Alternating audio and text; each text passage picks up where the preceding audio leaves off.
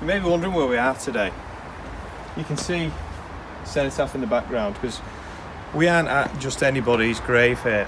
We're actually at the grave of Sir Winston Churchill, our wartime leader in World War II. We're here because today and this week is Remembrance Week.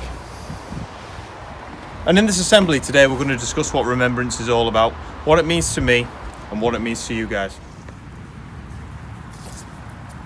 On the 11th of November 1918, what we now know as Armistice Day or Remembrance Day, at 11 a.m. the guns fell silent across no man's land on the Western Front. In Britain it was seen as a celebration, but over in France it was seen more as a relief that 4 long years of war were now over. As you can see, there's a grave here of a soldier from World War II, and if you ever see a grave like this in a cemetery, it means that that person has served in our armed forces. So if you see that in a grave, when you walk past, make sure you remember them. Over 800,000 British and Commonwealth troops never made it home from the First World War, and we will remember them. Over 300,000 troops never made it home during the Second World War. Some of you will have family members just like I have who have served in conflicts like the First World War and the Second World War.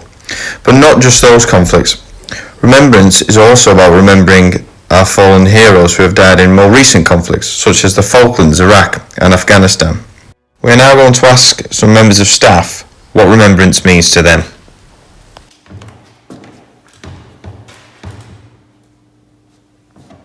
We're here in the chapel today to celebrate remembrance of the fallen heroes who've died so we can live. Remembrance is important to me because my great-granddad Arthur Martin served at the Battle of Dunkirk in World War II.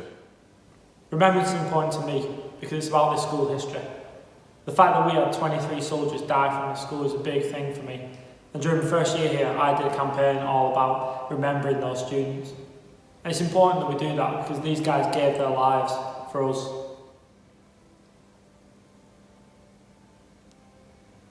Remembrance is really important to me because my granny was an evacuee in the war, and I think it's really important to remember all the children and all their lives that were disrupted. They didn't have life as you know it now, even though things are a bit weird at the moment. They were sent away from home to live on farms and remote places in the countryside, which is still a difficult thing to go through. I also think cinema is a really important part of Remembrance because it helps you to really empathise and brings the stories of the soldiers to life of what they went through in World War I and II, especially films like Saving Private Ryan. I think it's really important to remember those really strong scenes from those films so that you can really sort of resonate with them and understand the situations that people were in. Remembrance is important to me too. My great-grandfather also served at Dunkirk and was in the British Expeditionary Force.